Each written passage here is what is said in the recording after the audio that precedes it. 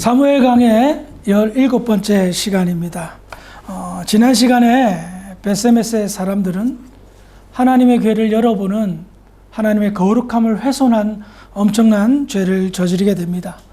그리하여 받은 심판은 여러분 사람 70명이 그 순간 다 죽임을 맛보게 되었습니다. 이렇게 죽음의 심판을 당하고 경악한 베세메스의 사람들은 다음과 같은 반응을 보입니다. 사무엘상 6장 20절입니다. 시작. 베세메스 사람들이 이르되 이 거룩하신 하나님 여호와 앞에 평안이 있어도 그를 우리에게서 누구에게로 올라가시려 할까 하고. 그래요. 베세메스 사람들은 심판을 받은 후에 이렇게 생각한 겁니다. 이렇게 거룩하신 주 하나님을 누가 섬길 수 있겠냐라는 것이었습니다. 이 말을 통해서 우리가 추측해 볼 수 있는 것이 무엇입니까? 첫 번째는 베세메스 사람들이 언약궤를 어떻게 받았죠? 그냥 가까이 있어서 받은 거예요. 블레셋 에글론에서 가장 가까운 성읍이 베세메스에서 그냥 블레셋 사람들이 넘겨준 거예요. 자기들이 잘났고 특별해서가 아니었죠. 그런데 그들이 언약궤를 받은 후에 번제와 속건 제사를 드리고 자기들이 언약궤를 모실 수 있는 특별한 존재로 잘못 생각했던 겁니다. 그 잘못된 생각은 교만을 불러일으켰고 특별의식에 사로잡혀서 하나님의 궤를 함부로 열어봤죠. 이와 같은 죽음의 심판을 받은 후에야 비로소 깨닫습니다. 하나님은 아무나 모시는 것이 아닌구나. 특별히 그들은 이렇게 거룩하신 주 하나님이라는 표현을 통해서 하나님의 거룩함을 훼손하였고 자신들은 이렇게 거룩하신 하나님을 모실 자격이 안 된다는 사실을 깨달았습니다. 네, 여기에서 참 안타까운 것이 하나 있어요. 그게 뭐냐? 베세메스 사람들이나 블레셋 사람들이나 차이점이 뭐예요? 차이점이 없어요. 하나님의 영광을 상징하는 언약궤가 있을 때에 잘못 대함으로 인하여서 심판을 받습니다. 당연히 두려움이 생기겠죠. 하나님의 진노와 심판 앞에 두려움이 없다는 건 사람이 아니겠죠. 근데 문제는 두려워만 한다는 겁니다. 자기의 잘못을 인정하고 진심으로 회개해야죠. 이게 먼저 돼야 되는데 두려워만 한다는 거예요. 하나님을 두려워한다는 것은 당연한 것입니다. 그런데 그 두려움은 조금은 결이 달라야 됩니다. 우리는 하나님을 두려워한다는 것을 어떻게 표현하죠? 하나님을 경외한다라고 표현합니다. 하나님의 거룩함 앞에 두려운 경외심이 생겨야 되는데 하나님의 거룩을 훼손하고 후에 두려운 공포심만 생겼던 거예요. 그러니 회개하지 않고 하나님을 떠나보낼 생각만 하는 거예요. 블레셋 사람이나 베세메스 사람이나 다른 게 뭐예요? 똑같은 거였습니다. 그래서 그들은 하나님을 떠나보낼 결심을 하고 이런 결단을 합니다. 사무엘상 6장 21절입니다. 시작.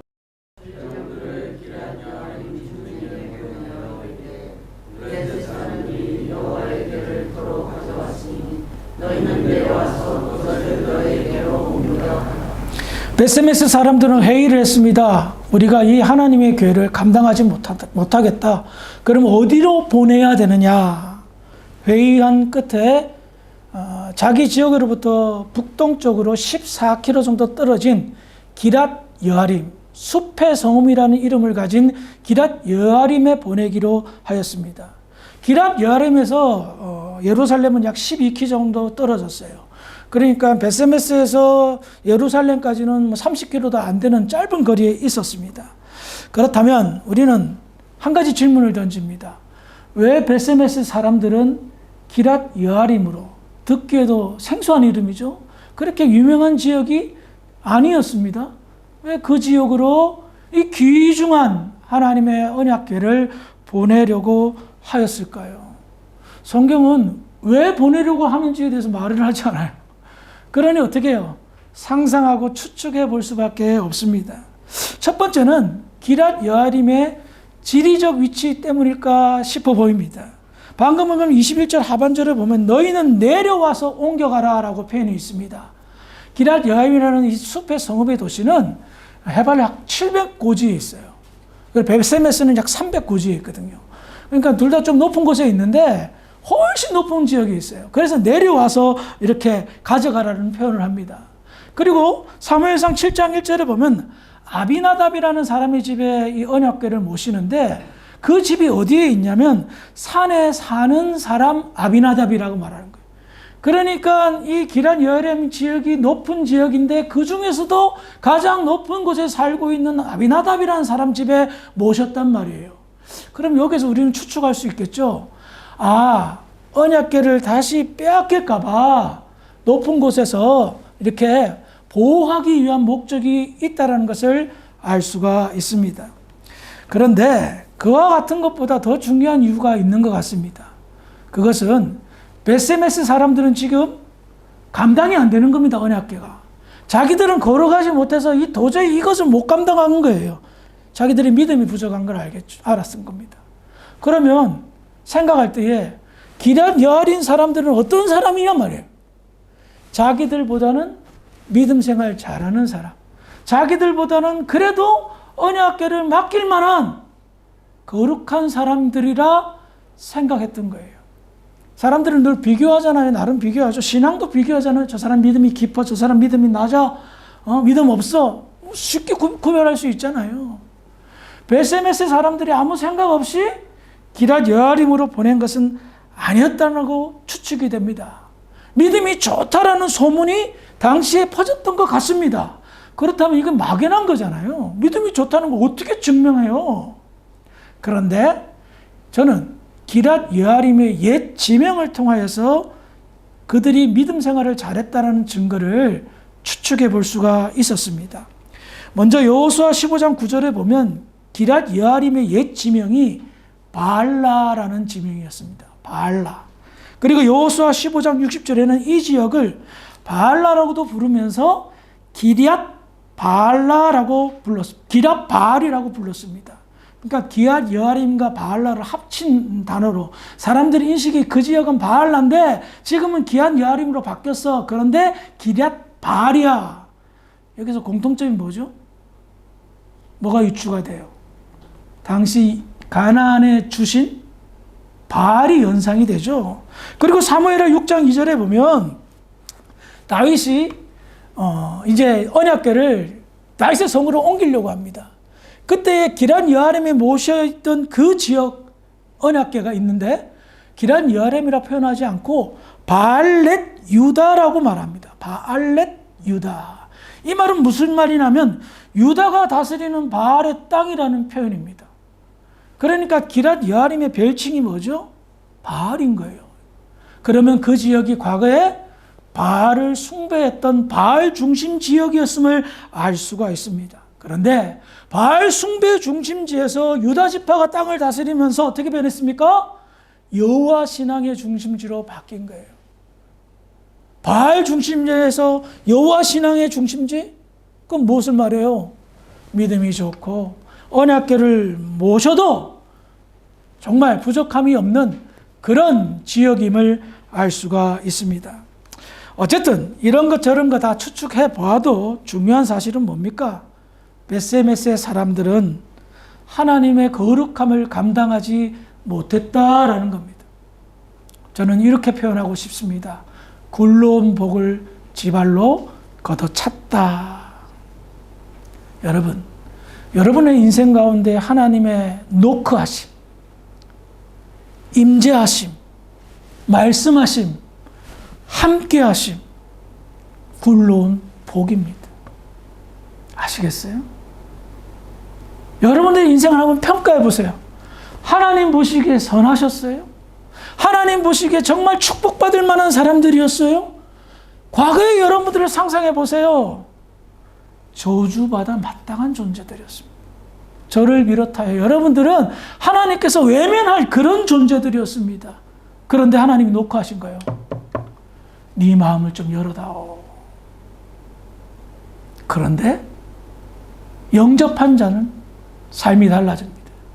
그런데 어떤 사람은 문 열어놨다 바로 닫아버리는 사람도 있어요. 굴러온 복을 지 발로 걷어찬 거예요. 여러분들이 지금 신앙생활, 믿음생활 한번 잘 생각해 보세요. 하나님이 함께 하고 계십니까? 아니면 여러분들이 부담이 있어가지고 하나님은 멀리 다른 데로 조목사 집으로 보내려고 합니까? 장모님 집으로 보내려고 하십니까? 이와 같은 상황이라는 겁니다. 베세메스 사람들은 하나님을 멀리 떠나 보내버렸습니다. 그리고 다음에 이와 같은 일들이 벌어집니다. 사무엘상 7장 2절입니다. 시작.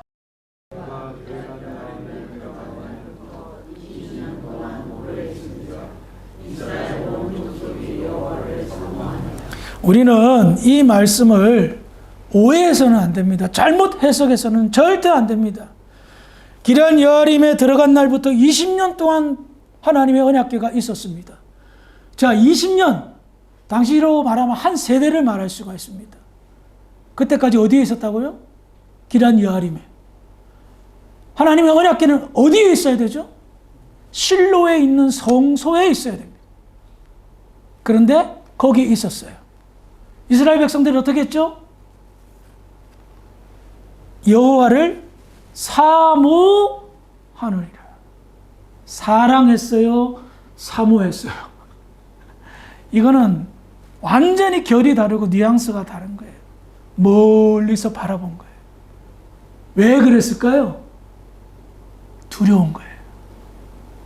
하나님의 궤를, 이 언약궤를 모셔야 되는데 두려워서 못 모시는 거예요? 망설이는 거예요. 이러지도 저러지도 못해요. 왜 그랬을까요? 왜 그들이 결단 내려서 빨리 실로에 있는 성소에다가 안치시키고 모시지 못했을까요? 사무엘상 7장 3절입니다. 시작.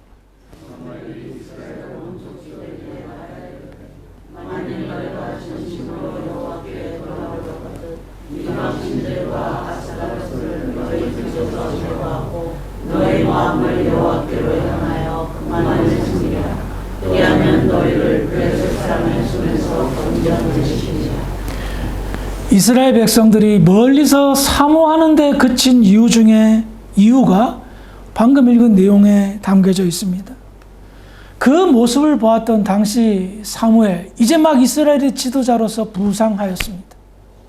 사무엘이 봤을 때 너무 답답한 거예요. 멀리서 사모하고 있고 정말 이거 빨리 가지고 와야 되는데 결단하지 못하는 이 어정쩡한 그 모습을 보면서 사무엘은 분연히 일어났습니다. 그러면서 이스라엘 백성들에게 7장 3절 하반절에 보면 그리하면 너희를 블레셋 사람의 손에서 건져내시리라 라고 이야기하면서 이 이야기를 하는데요. 지금 이스라엘 백성들이 어떻게 살고 있었냐를 반증하고 있습니다. 지금 이스라엘 백성들은 두려움 속에 살고 있었습니다. 하나님의 영광이 떠났다 이가봇하면서 살고 있었습니다. 그런데 가장 큰 두려움은 뭐다? 하나님의 영광이 떠난 것보다 블레셋이 언제 다시 침략할까 봐. 언제 다시 침략할까 봐. 매일매일 두려워서 걱정이 태산이 같아 살아가고 있었던 겁니다. 블레셋이 쳐들어와서 자기들의 양식을 빼앗고 자기들의 집을 태우고 우리를 노예로 끌고 갈까 봐 전전긍긍하면서 하루도 마음 편하게 살지 못하고 있었던 겁니다. 더 나아가 이들이 하나님만 사모하면서 그것을 결단으로 옮기지 못한 이유입니다. 사무엘상 7장 3절 중반절입니다. 시작.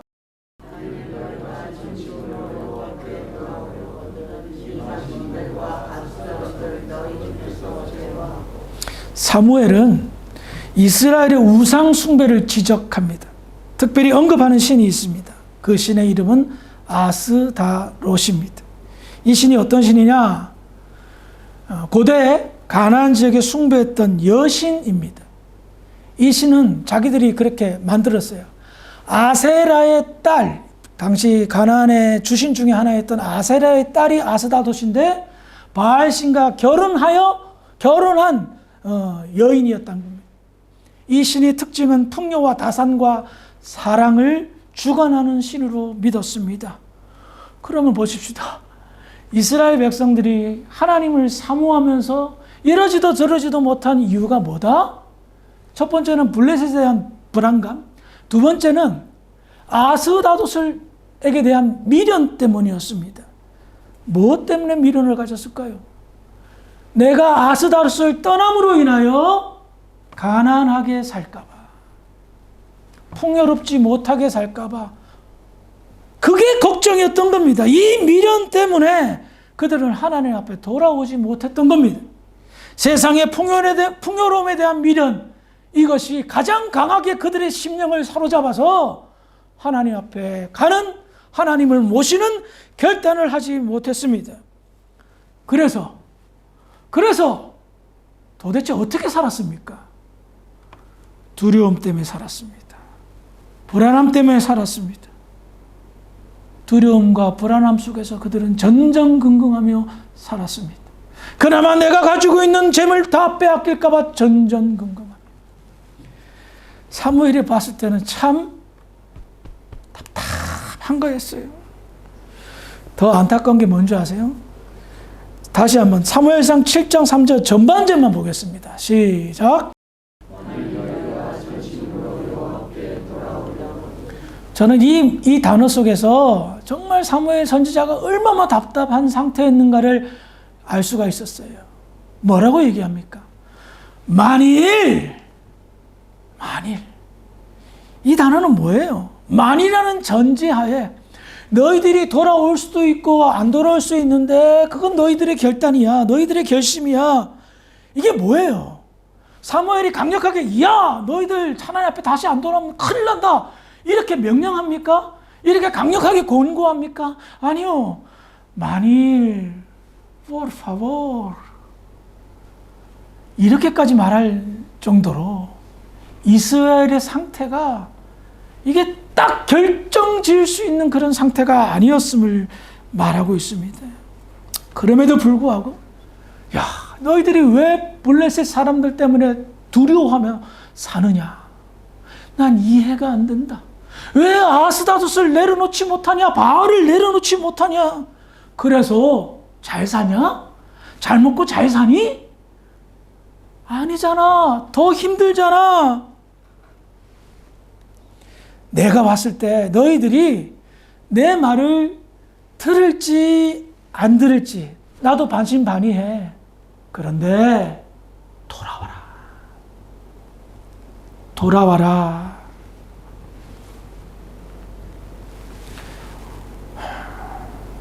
목회를 하다 보면 이 말 하고 싶은 사람 참 많이 만납니다. 돌아와라.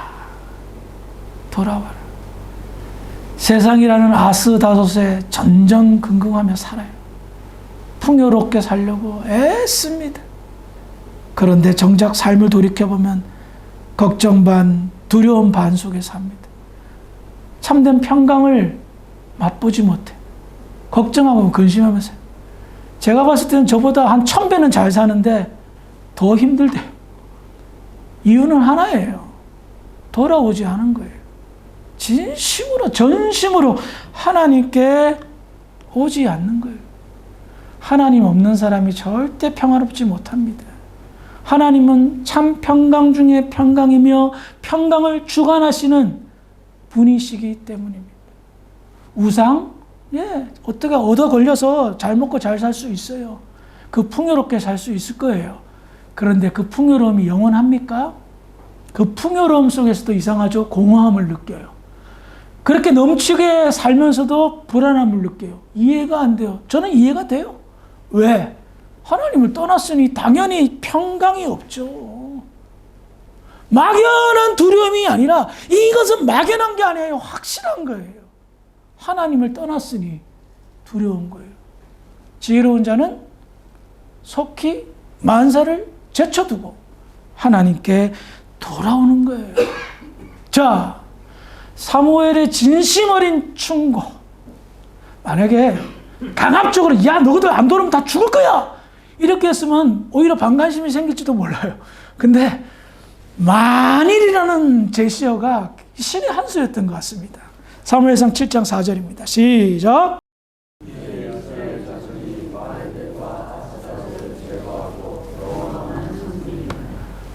사무엘의 권면에 비로소 이스라엘 백성들은 깨달았어요.